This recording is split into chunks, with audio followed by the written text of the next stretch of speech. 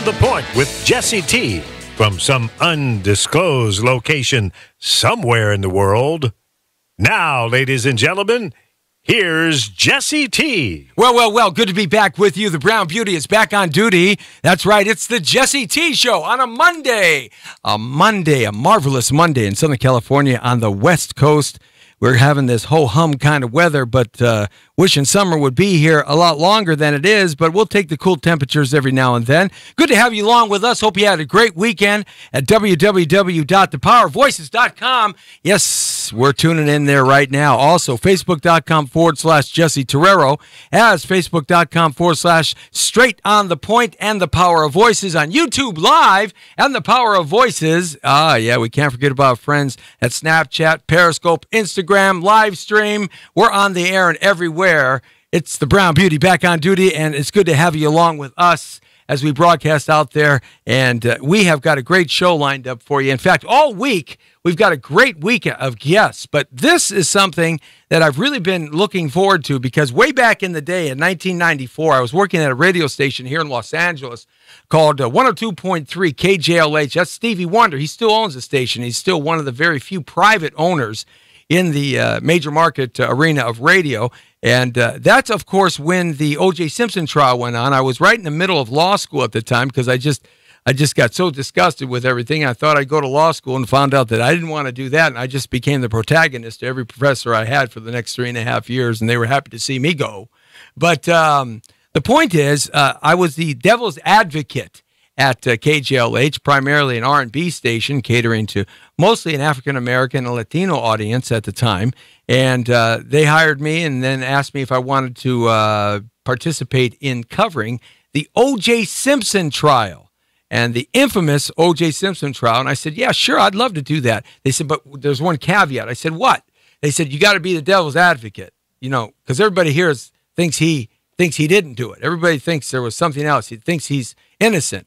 And I said, okay, no problem. I'd love to be that. You're going to get a lot of hate mail, and you're going to get some people that want to shoot me. And they said, well, are you okay with that? I said, yeah, I'll pack my 45. Thank you very much. No problem. And so off we went. And that was quite an experience. I got a chance to go down and check out the murder scene not too long after the police had left the murder scene. So it was still kind of stained everywhere, all the blood in the terracotta steps coming up to the condo complex, and also went over to the Brentwood thing. And I was in law school, so we were talking about it every day. So it was fascinating. And of course, 150 million people watched that show, the show of whether he was guilty or not, and they acquitted him. Now, we know all that basic stuff, but there has been so much conspiracy and discussion and talk about, did he do it? Did he not do it? Did he do it? Did he not do it? I mean, that went on and went on and went on. Pretty much everybody now thinks that he did it. Okay, it's kind of come around to that. But the point is, why, when, where, how, what, and all of those questions really haven't been answered, because they wouldn't let stuff into the trial. There was evidence that they just would not allow happen. And so a lot of books have been written about this, but there's a brand new book out right now, and it is captivating as all heck, because it talks not just about the trial and about the murder and about the players. It actually gives a moment-by-moment itinerary, almost a chronological set of time of what took place at this minute. What was O.J. doing at this minute, the next 20 minutes, the next 50 minutes, the next hour? It's almost like a play-by-play version of what took place, and it takes you through the actual murder, and it answers a lot of questions. And so I was so happy that Ed Lozzi, one of the greatest PR guys in the world, said, I've got this great book coming out, and I want you to interview this wonderful lady to my left, her camera right. And I do want to bring on the author, along with her partner, who's not here today, Detective James M. Pembroke. But I'm going to bring on the most beautiful and wonderfully, terrifically interesting woman, Cheryl Kane. Thank you, Cheryl, for checking in. I appreciate that. Thank Yeah! you. Thank you for having me, and what a wonderful introduction. Thank you. Well, absolutely. I mean, this is a fantastic book. Now, I'm going to show it off because we don't have a graphic of it, so I'm going to show it off at a couple of cameras here. You can see this book right here, okay? And it's called O.J. Simpson, The Killer. And it talks about a minute-by-minute account of the homicide of Nicole Brown Simpson. At that time, and I had forgotten, they were divorced at that time. Of course they were. Yeah, I had forgotten that detail. And it's an interesting fact in this book that you'll talk about, I'm sure. And, of course, Ron Goldman, who just happened to show up. But the point is, Cheryl Kane's the author. It's a great book. It's in Amazon. It's in Barnes & Noble. Where else is that? It's available through Dorrance Publishing. Dorrance Publishing. Okay, so that means it's going to be everywhere. Everywhere. It's everywhere. And it's a terrific book, and she's here to talk about this. So I'm going to just want to jump right into this. What was the thing, the obvious and most important question to get us going is, what inspired you and Detective Pembroke to come together on this topic, of all topics to talk about? What was the inspiration that you said, oh, yeah, I want to do that. Let's do that. First of all, he had over 400 pages of manuscript, meticulous research, evidence that was not presented at the trial. Right. He just put everything together, minute by minute. He has a brilliant, detail-oriented detective mind. So when you saw this information, and it must have just blown your mind, because we know, and anybody knows, that when they do a trial, not all the evidence always gets into a trial. But in particular, this trial, there was a whole bunch of stuff that was not allowed in. I dropped everything to work on this book. I could not put it down. I spent over a year writing it, condensing what Detective Pembroke put together, and we were fortunate to have a very wonderful review by the great Larry Schiller. Oh, yeah. What did he say? Who wrote The American Tragedy, the bestseller. He wrote, Cheryl Kane and Detective James Pembroke have given us the first fly-on-the-wall point of view of what happened on June 12, 1994, in their minute-by-minute account of the deaths of Nicole Brown Simpson and Ron Goldman. No other author has been able to recreate what took place that night in Brentwood, California, as Kane and Pembroke have. This book is a page-turner. And the key word is fly-on-the-wall account, because when you read this book, you feel like you're there. Yeah, I got a chance to kind of peruse the first 100 pages or so of it, and captivating, because you do feel like you're there, kind of going step by step. But the interesting thing, you get this mental picture, this psychological picture of what O.J. was doing, the adjustments he had to make, and all this stuff. Now, when Detective Pembroke came to you with this information, or you hooked up together, and you started looking at all the evidence that was not allowed into the trial, or just was discarded as not important, but yet was very important, how did that make you feel? Well, the trial was a disaster. Everybody knows that. But this book gives the insight into the fact that there was only one killer, despite all this conspiracy theories, one killer and one killer alone, O.J. Simpson, and his motivation was money. The divorce was final. He was paying child support. He didn't want to pay Nicole Brown Simpson $10,000 a month. He wanted custody of his children, and he had beaten her so many times, so badly over the years. Multiple. Threatened her with a baseball bat, and he had to make the murder look like it came from the Colombian drug lords. Wow. So he had to think of this in sort of like a third-party concept, out of the box, and what somebody would be observing in the murder scene afterwards. He had to create a whole movie-like murder scene in order for him to be able to pull this off the way he did. So that's premeditation. Definitely. He bought the knife in advance. He had trained on the movie The Frogman. That's right. He played an assassin who was trained to do the silent kill, which is to grab someone's head and slash their throat, ear to ear. And he was trained by military combat people on the set of that movie to execute that maneuver. So all of this concept of that his son was a Crip member, or there was cocaine involved, or no payoffs, or these were just suicidal psychopaths that happened to want to kill somebody and rob somebody in Brentwood.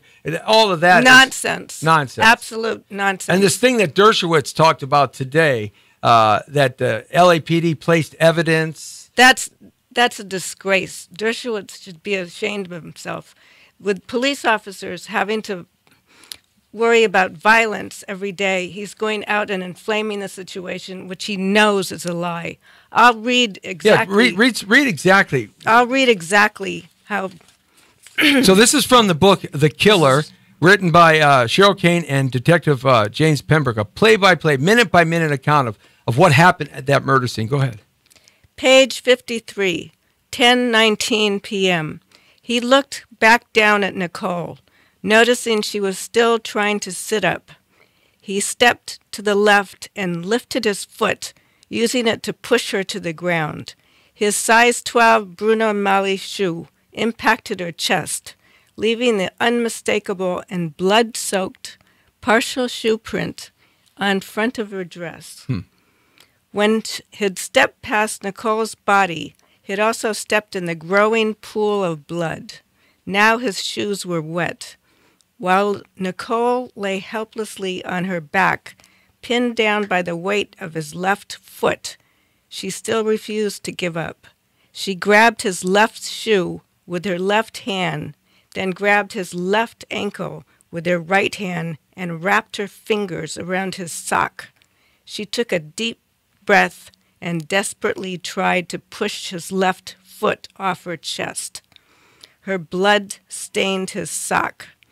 The earlier stab wound, the defensive wound to her right hand, caused her blood to collect on his sock. Since the defensive wound to her left hand was on the back of her left hand, she did not impart any of her blood to his left shoe. So let me set that up, because that's some powerful imagery right there of the moment by moment horrible murder that took place there. One, the question that comes to mind immediately is, how do we know that this detail is absolutely correct enough to be able to state that that's what happened? Did that come from Detective Pembroke and his research? Yes, it did. And that sock was the sock that was found in O.J. Simpson's bedroom by the LAPD that night, by the detectives, when they came into his house at Rockingham. So the exact sock we're talking about in what you just read is the sock that Exactly. he had in the house. So let me set that scene up, because I had gone out there after they kind of cleaned it up a little bit. But Nicole Simpson, she was killed on the outside of her home, of her townhouse or condo. And in the picture that was in the public relations release, it shows her right there at the base of the steps. He wasn't really expecting to have that kind of blood, was he? No, he intended to wait until she fell asleep and kill her inside her condo on her bed when she fell asleep, and he had stolen an extra set of keys to her condo, so he had access. But the fact that her mother lost her eyeglasses that night, and Ron Goldman was still at the restaurant, and she called him to return the eyeglasses, and she was waiting for him, and her dog heard a prowler, and he started barking. Is that the Nikita? The Akita. The Akita dog, right. The fact that she was outside necessitated his killing her outside. So that was a complete surprise to him. Complete surprise. And also the thing that comes out in this play-by-play or this minute-by-minute accounting of the murder is that he had to make so many adjustments to what he thought or what he planned it to be. And that pushes the question, how could there not have been more evidence than what was represented at the trial when you're having to make adjustments out there in the street, doing things that you weren't prepared to do? You just can't think fast enough to cover your rear. There There was plenty of evidence, blood evidence, that went from Bundy to Rockingham to upstairs to his bedroom to his bathroom when the blood dripped down the Right. shower. Into the and trap, it was a right. combination of blood. Here, So because of the surprise, it was a lot messier than what was reported. A lot messier for him. a lot messier. Right.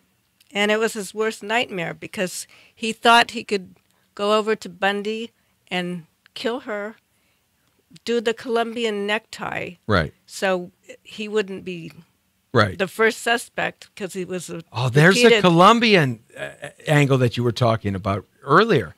The Colombian necktie, the way he was going to kill her. Yes, he knew. Well, it was well known that Faye Resnick had a drug problem. She frequently stayed with Nicole. She would spend the night there, and she was at that time. That evening, she was in rehab in the marina, and he knew that.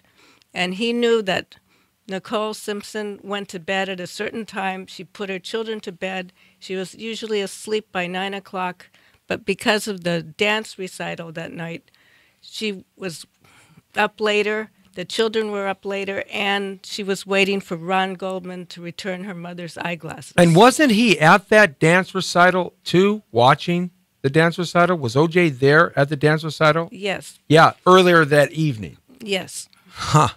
Unbelievable. We're talking about O.J. Simpson, the killer, a minute-by-minute account of the homicides of Nicole Brown Simpson and Ron Goldman, the poor guy. He just arrived at the scene, it sounds like, just to return somebody's glasses and showed up in this terrible event was taking place. It's a new book by Cheryl Kane and Detective James M. Pembroke. He was with the LAPD, extensive studying, extensive research here. Freedom of Information Act had to be pulled on some of the research.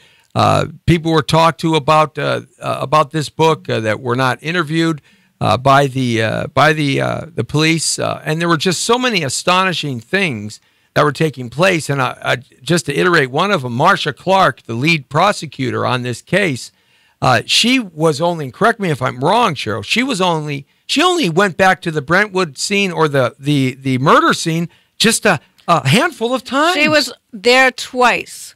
Twice. The Twice. prosecuting attorney. And Detective Pembroke was there over 200 times. He walked that crime scene the day after the murders. Are you telling me the district attorney that is assigned to this case, the most distinguished case in 200 years in Los Angeles, Gil Garcetti, puts Marcia Clark on the case in Dearden, and she only goes to the murder scene twice? Twice. But anyway, I would like to read Please do. something about Ron Goldman, because contrary to the other conspiracy theories, he was only friendly with Nicole. There was no romance, nothing. Right. Page 86.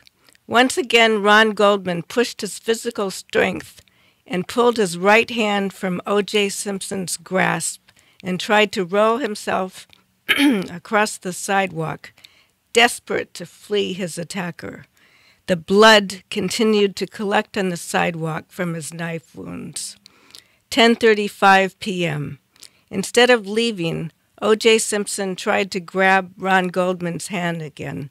This time, Goldman rolled back and forth on the sidewalk, keeping his hands free and kicking at his attacker with his feet. O.J. Simpson circled his body, attempting to grab his hands without getting kicked in the groin by the boots of this young man who was proving so hard to kill. As O.J. Simpson directed himself for the final effort once again, he left bloody shoe prints from the size 12 Bruno Magli shoes, this time all over the sidewalk. By now, Ron Goldman was exhausted and ready to faint from loss of blood. He rolled to his stomach and took in quick, deep breaths in a natural attempt to get precious oxygen to his brain. O.J. Simpson quickly grabbed his feet and began to drag him across the sidewalk. Ron Goldman fought the attempts to being pulled by grasping the top of the sidewalk with his fingers on his injured hands. With no deep crevices in the relatively smooth surface of the cement, There was nothing for him to hold on to, and his hands were slippery with his own blood. O.J. Simpson dragged him inward, back to the garden area, leaving a trail of bloody fingerprint streaks on the sidewalk. Then another car approached on Bundy with its bright headlights. He dropped Ron Goldman's feet and ran up to the pathway to hide again behind the large front gate. Now the major part of Ron Goldman, his feet, legs, buttocks, spine, and most of his shoulders were concealed from view from Bundy by the large lily-of-the-Nile plants that grew over the sidewalk.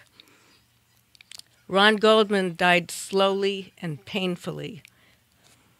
You know, it is amazing the detail, the fine detail of that fight and that struggle for life. What we got in the public presentation was something completely different at that time. Not this fine detail of what actually happened to the young man. O.J. Simpson dragged him around like he was out hunting deer. Well, Ron Goldman was young, fit, 25 years old. He put up a fight, but he was ambushed by O.J. Simpson. Right. And he went back, and O.J. Simpson went back into the bushes and then came out after him again, as you're reading. Jesse, I'd like to read this part. It's the most telling, and it has such an impact on the evidence. Page 94. 10 drops of Ron Goldman's blood from his neck wound landed on her left thigh. 10 more drops landed on her left kneecap. Another 6 blood drops from the wound on his neck reached her left hand. Bleeding all over, Ron Goldman quickly fell to the ground, landing on his right side, and began to pull his trembling body into the fetal position directly in front of Nicole's. He felt a sudden wetness on the right side of his body.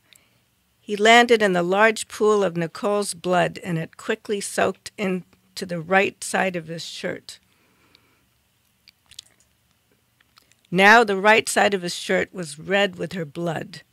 O.J. Simpson realized he'd have to get the body out of the way to close the front gate. Without hesitating, he reached down and grabbed his victim's armpits and began to drag him over to the dirt in the garden area. Dropping his body by the lily-of-the-Nile plant, turned and hurried back to the front gate, determined to close and lock it as fast as he could. Ron Goldman's body fell to the ground with his right hand landing on top of the large plant, accidentally knocking both the left-handed glove and the blue knit hat from the top of the plant where O.J. Simpson had so deliberately placed them before. Seizing this opportunity in hope that someone would eventually identify the killer, in a last effort with his trembling hand, he managed to push the brown leather glove and the blue knit hat further down into the dirt where the white envelope had landed. As O.J. Simpson was closing the gate, he noticed Nicole's dog pacing left to the right on the sidewalk at the bottom of the front pathway. The dog was stretching its neck, trying to keep eye contact with Nicole's body on the ground behind the front gate. He decided to continue his plan to trap the dog inside the gated area and kill it before its loud barking brought another neighbor over to investigate. At this time, he thought Ron Goldman was a curious neighbor who had come over to see what triggered the barking following the dog to Nicole's lifeless body. With O.J. Simpson standing with his back to Ron Goldman, he managed to hide the left-handed glove and knit cap. Even while dying, he was thinking and planning his best and only chance at revenge. He knew that O.J. Simpson must have had some kind of DNA evidence on the hat and the glove. Therefore, O.J. Simpson would be identified as the killer. So while Ron is being killed and fighting and being killed and dragged and pushed around on the ground, he manages to take 2 pieces of clothing and try to hide it. He pushed them under the lily of the Nile plant, Jesse. He knew what he was doing. So at that point, he's doing something to try to prove what happened.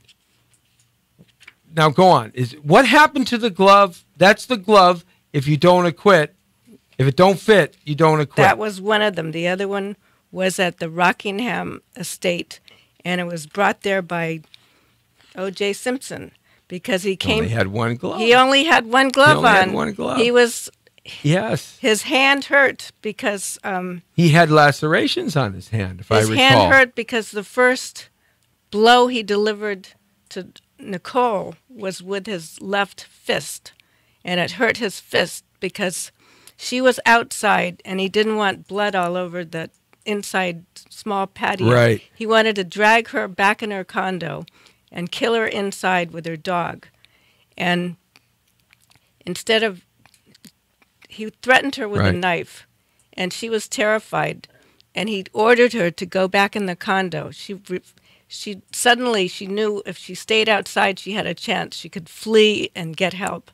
But she wouldn't. She just hung onto the fence, and he had the knife in his hand.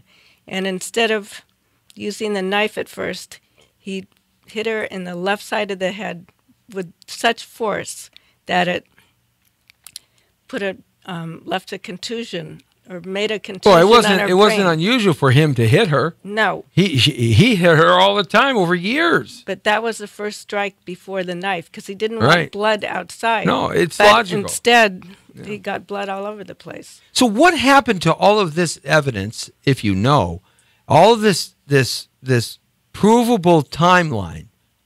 Why did that not make Marcia Clark's case?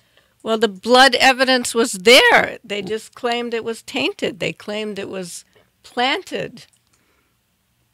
They created the reasonable doubt. But on the other hand, as Howard Stern said, if that jury had seen a videotape of the murders, he still would have been acquitted. Oh, absolutely. Because as we've talked about this, the minute that Gil Garcetti, the DA for the city of Los Angeles, took it from Santa Monica Superior to L.A. Superior, allowed that to happen, it was because of the jury pool. The jury pool is different in L.A. City than it is in the city of Santa Monica and Brentwood and Malibu, and the selection is different. Well, but why would a Gil Garcetti allow that to happen? Jesse, you know as well as I do, the Rodney King riots were 2 years prior. There it is. There was over $1 billion in property damage in Los Angeles. Lots of people killed. 11,000 arrests. 52 people died. The city was an inferno for days.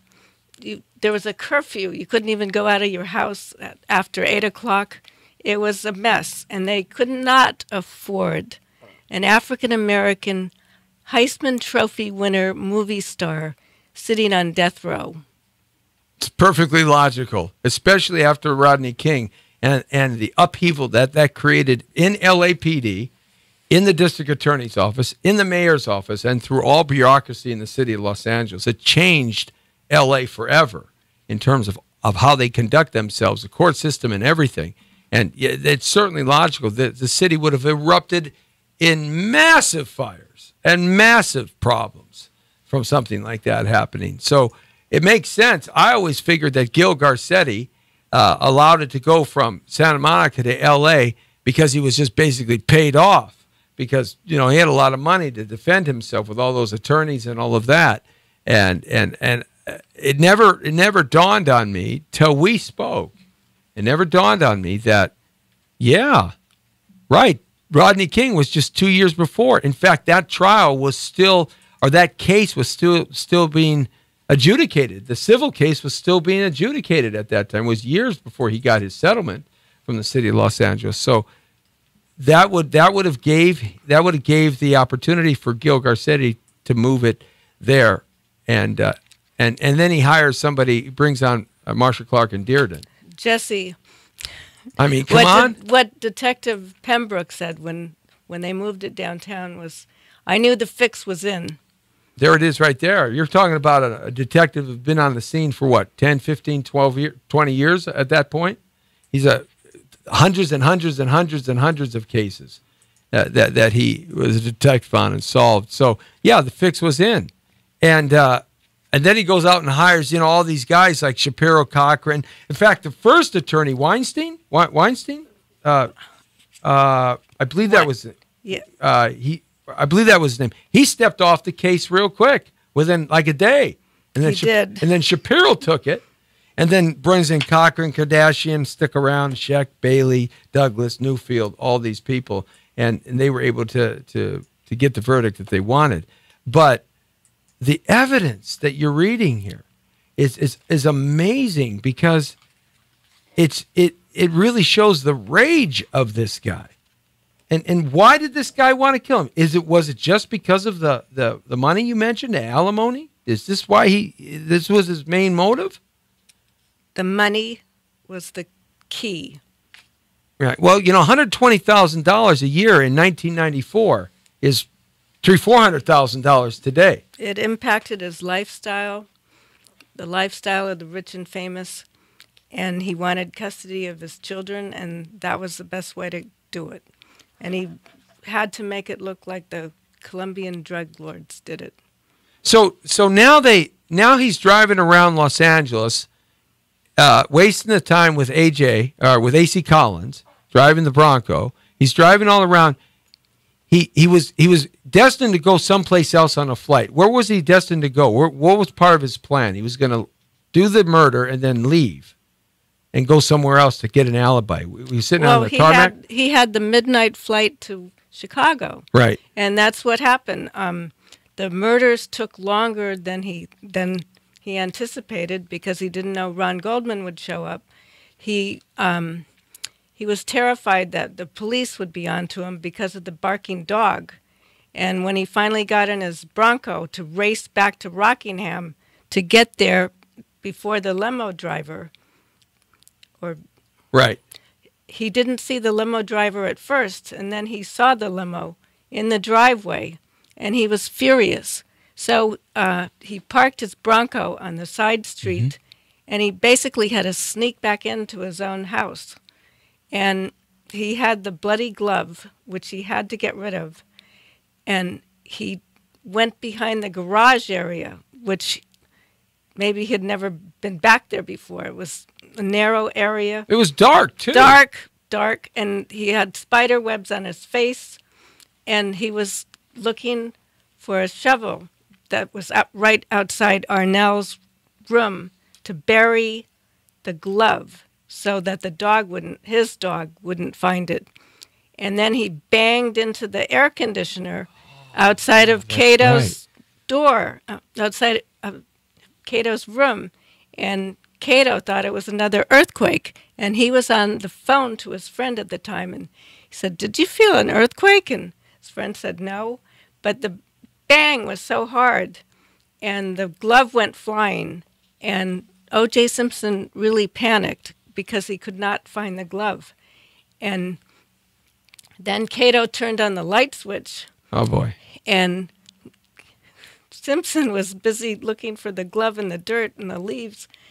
And then Cato surmised that it must be a prowler. So he didn't see Simpson actually down on his knees, scrounging around in the dirt. No. So basically, O.J. Simpson was covered with blood at this point. He smelled like a sloppy butcher. He had both of their blood and his own blood, because Ron Goldman had put up a fight and cut him deeply on his hand. On the hand, right. And he had to play golf the next day. But his excuse, his alibi, was going to be that midnight flight to Chicago, because he would have the alibi of distance. Right. So now he gets into the house, and they find all kinds of evidence that really wasn't brought into the trial. They find the bloody robe. There was a bloody robe. It was brought into the trial, but the defense kept blaming it on being planted by the LAPD. I mean, like the LAPD was going around sprinkling blood all over O.J. Simpson's mansion. The blood Like dropped. they had his blood stored away in some vault somewhere, right? Exactly. Yeah.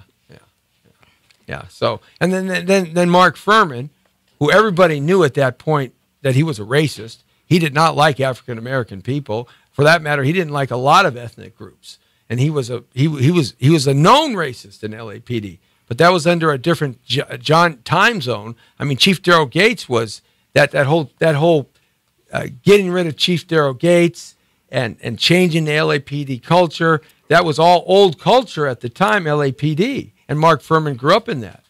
He never should have been put on the witness stand in the first place. It wasn't necessary, and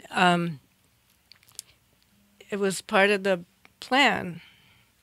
Interesting. Very interesting. Okay, we're talking about the book O.J. Simpson, The Killer, and we're reading some minute-by-minute accounts of what happened. Author Cheryl Kane, along with her partner, Detective James M. Pembroke, they put together this book, offer lots of research and lots of effort and time trying to get a timeline sequence. It's very important, this timeline sequence. And this book, it covers hundreds of pages of timeline. And you get these pieces of information that paint a whole picture of actually what took place. Now, here's a question. Oh, by the way, you can get this book. It's in the Amazon. It's on all the bookstores right now. Barnes and Noble. Pick it up. It's a terrific book. It'll just captivate you. You'll be enthralled to read this because you've never read anything like this before in the recounting of this horrific murder.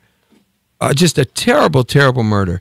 In your research, or in Detective Pembroke's research, did he find some psychological issues with O.J. Simpson's anger and rage? Because this was a murder that was done with great malice and great rage. I mean, out of control rage. This wasn't... It had to be done coldly, with surgical precision, to execute the Colombian necktie. Number one, he planned to do it inside the condo, and he didn't even carry a flashlight with him. He brought the gloves, the knife, the 6-inch blade, 7-inch handle stiletto, and it was premeditated, and it was cold. And then the rage came when Ron Goldman came along. That's what put him over the top. And you know, Ed Losey, Jesse, Ed Losey originally asked me to send a copy of this book over to the Goldman family, and I said, no, they've had enough pain. But you did send a copy to the parole board in Nevada, correct? Yes, and we sent a copy. We sent a copy to O.J. Oh, Simpson get out of here. in prison. Do you know if he got it? I'm sure he got it. He received it, and inside sources tell us he went berserk when he got it. Really? Well, you know, he's reading what could be an absolutely truthful account of what took place in that respect. I mean, he was acquitted, of course, but he ended up in jail for the burglary charges there in Las Vegas and got out in 9 years. You know, do you think that this guy who's going to get out in October, November, towards the end of this year, you think he's going to do something stupid and like this again? I think horrific? He's a monster. I think he's a ticking time bomb. I think unless he gets a frontal lobotomy, he's going to do something else. Yeah, I don't see him staying outside of jail for a couple, 2-3 years. He'll be back in for some ridiculous thing that he did. And plus, the Goldmans have got to be feeling, I can't even imagine what the Goldman family is feeling right now at this point. I cannot even imagine. You know, there's even controversy that Goldman set up this whole thing in Las Vegas. Oh, come on. Have you heard that one? There's a conspiracy theory for everything. I mean, I've heard that one. I'll tell you, Jesse, a real monster would not kill the mother of his children and leave the body for his children to find, which is exactly what would have happened if had murdered her inside the condo where they were sleeping in bedrooms down the hall from her. They would wake up the next morning and find their mother with her throat with the Colombian necktie and the dog with the pet family dog with its neck cut. Explain what a Colombian necktie is. Well, you slit the throat from ear to ear, and then you detach the fibers or tissue that holds the tongue in. Then you pull it down through the neck. And it hangs like a tie. It hangs like a tie, and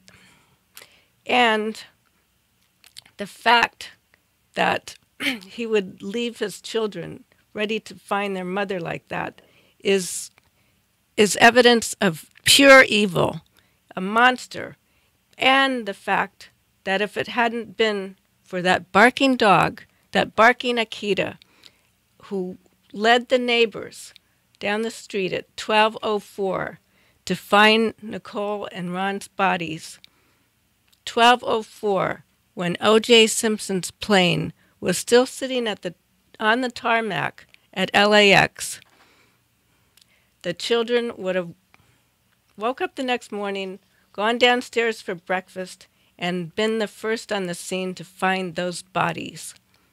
What kind of a monster can do that? O.J. Simpson? O.J. Simpson. The juice? That's the kind of monster he was. When I was working this for the radio station, and we talked about it all day long in law school at the time. I was in my mid-30s, and we looked at every angle, and the overall perception and conclusion from every professor I had at that time, he's as guilty as sin. Of course. From all their inside contacts. We're Of course. talking old guys, and gals that have been in the lawyering business here in Los Angeles for 20, 30, 40, 50 years. They had all the inside contacts. It was the most unambiguous crime scene in history. Yeah, right. Exactly. It was very specific. There was so much to be found and so much to be prosecuted. And they made the coroner's department here in the Los Angeles coroner look like buffoons. That was Barry Scheck. Yeah. The fibers from the clothing, from the floor in the Bronco, from the blood evidence on the cap, the perspiration. He wore the cap because he had a problem. When he got aggravated, he perspired like crazy. So he had to wear that cap. And he took it off because he was sweating so much from committing the murders. His eyes started to sting. So he took off the cap. And that's how he placed it on the Lily of the Nile plant. And that's how Ron Goldman tried to push it under. Now, you've got some more to read here. So go ahead and read some more, because this is captivating. Okay. Now, I want to say where the LAPD messed up. Okay, tell us where they messed up. This is from Marcia Clark's book, Without a Doubt. The Akita's role in all of this was eerie, to say the least. You had to wonder what that poor animal had witnessed.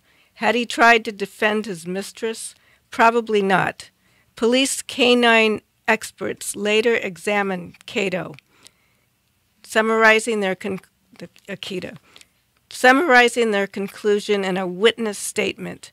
Cato, they concluded, was such a low achiever that he probably could not have defended himself, let alone a human. The chief trainer for the LAPD's canine unit reported that Cato had a very nice disposition, but inadequate instincts or courage to protect his territory, owner, or himself.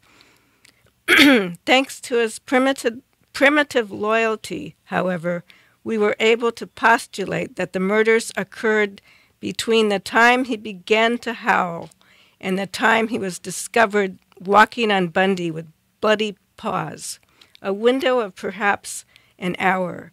That dog, it seemed, had a better handle on the time of death than the coroner did. I remember them bringing the dog issue up and trying to place that in the timeline, that when the dog started barking to when the dog stopped barking, that the murder took someplace in there. That's exactly in the timeline, Jesse. Right. Because one of the neighbors called the police to report the barking dog, and they told her to call the animal shelter. And she was being nervous. She said she had a feeling that there was something really bad happening in the neighborhood. She told the police that. And we're talking Because about a neighborhood. In her 50 years Right. and living in that house, Right. she'd never heard a barking Right. dog like We're that. talking a neighborhood where this kind of event doesn't take place every day. But anyway, we actually had a dog expert respond to what the police said about Cato the dog being a low achiever. Right. Canine instinct is natural, tested, and proven over millennium. A dog's memory is phenomenal and often underrated. The Akita, no doubt, took that trauma to the rest of his life. If he had a nice disposition, as the LAPD canine unit reported, then his conflict was intensified because he knew the killer, which is perhaps the reason why he was found wandering around. Dogs work off the energy they sense, which in this particular case was horrific violence toward his family member, coupled with fear and extreme anxiety. What a terrible experience for a young dog, especially an Akita, which for most part are one-on-one person family dogs. Also, because his paws were bloody, tells us that he tried to help at the point he felt his fight response wasn't effective, that triggered his flight response.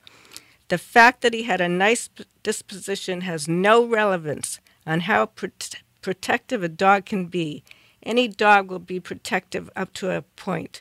And that's Robert Romo, who was trained at the U.S. Navy Canine Academy. So, you know, the dog really is the one that knows the truth of what happened here. I mean, in that respect. But the timeline shows that something occurred that caused the dog to bark out of control and howl. And when the dog stopped barking, something had finished.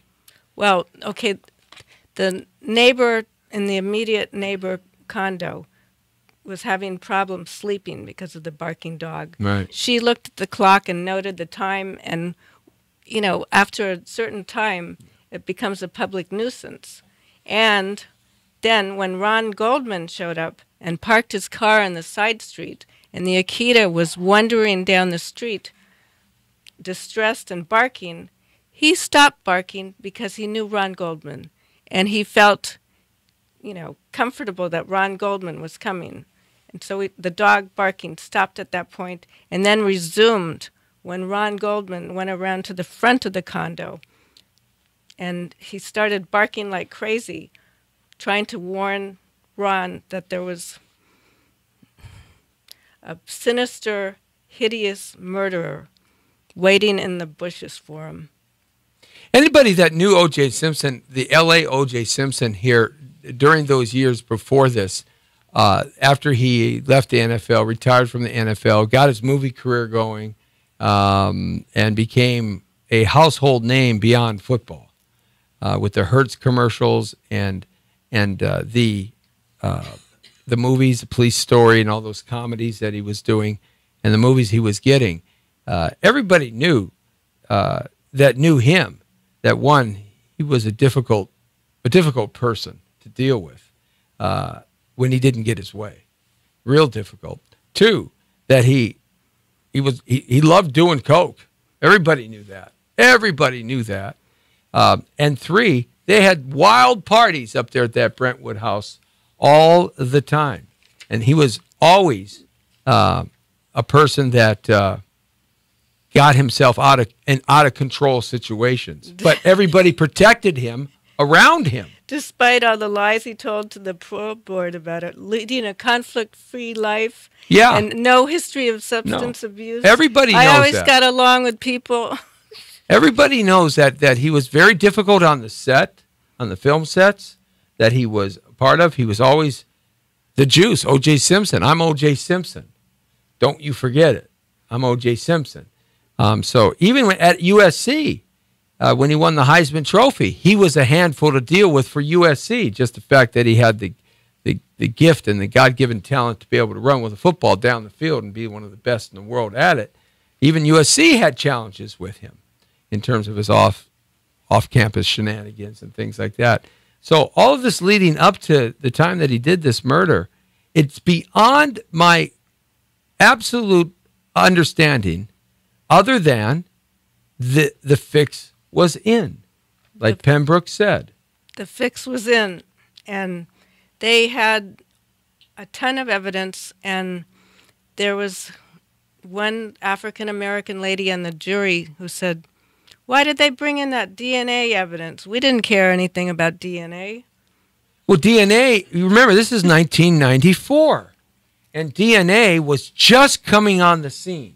Maybe 5 or 6 years before that, the science has gotten to the point where they could really utilize it, and there were enough court cases behind it, giving it validity at the time. So DNA was a new science to most of the public at that time. Now everything is DNA done. Everything is DNA done. But so that comment, it would not be unusual for that to be said. But one of the things that is very interesting, one of the jurists said that, and I think it was a male, and it's in your book, and he said that after O.J. penned his own book, remember the book that he wrote, If I Had Done It? Is that the name of the book, right? No, If I Had Done It, right. Right. If I had done it, this is how it would have done. The jurist that said, after I read that book, I knew I made the wrong decision. Well, the book was ridiculous. I read it. And what happened was, it was Murdoch Publishing, and Mr. Murdoch fired the woman who worked with O.J. Simpson on that book, and the Goldmans went to court and got the rights to that book, and it came out, I did it, with a little tiny IF in the middle. And it was such a ridiculous book. It was a stranger showing up who told him strange stories, and one point in the book, it's like all of a sudden I looked down and I blood all over my arms, and it was just a fantasy. And that's the jurist that said that after he read that book, he believes he made the wrong decision. That goes to show you that many of the jurists recounting that experience today, in my opinion, would have probably voted a completely different way. They were mesmerized, if you remember that trial. People were mesmerized by Ito. The first time cameras were in a courtroom 24/7. This legal team that they even named it the Dream Team, right? It was Johnny Cochran not playing the race card, and you knew he was going to play the race card. It's funny because they all hated each other, too. And they all hated each other. And, like Johnny Cochran's not living anymore. Marsha Clark is writing murder mysteries. Dearden is trying to write scripts. F. Lee Bailey is completely broken, disbarred. He's disbarred, living on top of a salon in New York City and can't get a job. I mean, Kardashian passed away. And it's interesting about Robert Kardashian, the Kardashian father of the Kardashians. He and OJ's relationship after the trial went to hell in a handbasket. Right. And why is that now? My speculation was, and this is just the world according to Torero, I think Kardashian was a part of getting rid of most of the evidence. Well, he did take the Louis Vuitton bag. That's right. And that war bag, the combat bag that you talk about in your book. No, the combat bag, the killing bag. Went into one of those big trash receptacles at LAX back in the pre-9/11 days when they used to have the big trash cans. Right. The shoes went in the trash can. The knife went in the trash can. His bloody clothes stayed in the Louis Vuitton bag.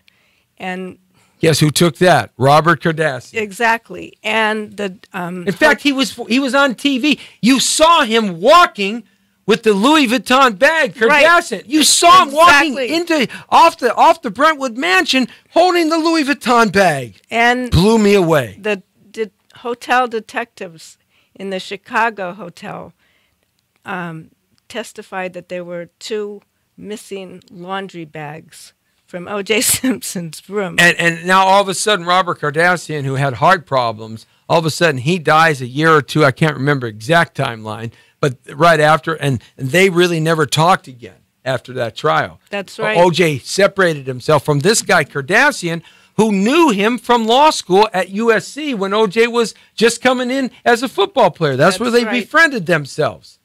And so I don't know how anybody in their right mind could have acquitted that guy. Well, thank you so much for having me. I mean, this is 3 hours and 20 minutes in this book. And we only read a few pieces of it. That documents how he did it, why he did it, and there's.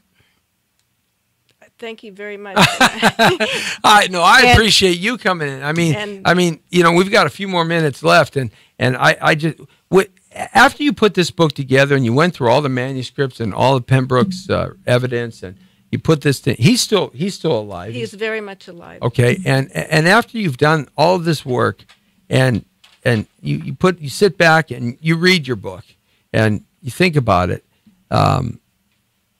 what was the most telling piece of evidence for you in putting all of this evidence into a form that we could understand and read it? What was the most compelling piece of evidence that you came across that just astonished you? It's all compelling. The fibers from the Bronco, the bloody Bruno Mali shoes, the shoes he claimed he didn't own until somebody found a picture of him wearing them. The fibers, the blood, the stab wounds, and how he did it. I mean, he was especially brutal to Ron Goldman, and he poked him in the face with his knife. He tried to stab him in the eye. He repeatedly stabbed him, and Ron Goldman suffered horribly. Nicole suffered horribly, and the whole story is just so compelling. It shows you what an evil monster O.J. Simpson is. And the monster is loose again. Sometime at the end of 2017, he's going to be out in the streets, Florida, so you best be ready. And the good old boys in Florida, hey, there's some, what do they call them?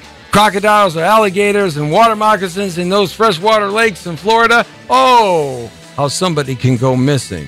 Ah, yes. The World According to Torero. You're straight on the point now. Great book, O.J. Simpson, The Killer, a minute-by-minute account of the homicides of Nicole Brown Simpson and Ron Goldman by this beautiful lady, Cheryl Kane, for coming in here. Thank you. I know we only touched pieces of it, but it goes on and on and on. It's 300 pages of just compelling evidence and pictures and photos and things you've never seen before. You got to get this book. You got to read it. You got to think about it. And you got to say to yourself, I don't want to go anywhere where that man's at. Stay the hell far away from him. Thank you, Jesse. Absolutely. Thank you. Wish you the best of luck. Amazon, all over the bookstores. You can get it online. Thanking Ed Losey for having Cheryl come on down. And I really appreciate all the great evidence and all the great stuff that you did today and all the hard work. Thank you. My pleasure. Hey, the Jesse T Show right here on thepowervoices.com. And all over AVTV Live and the Digital Broadcasting Network. We'll see you tomorrow with actor Cy Richardson right here on the Jesse T Show in the World According to Torero. You are straight on the point. The Brown Beauty's off duty. See ya! Boom!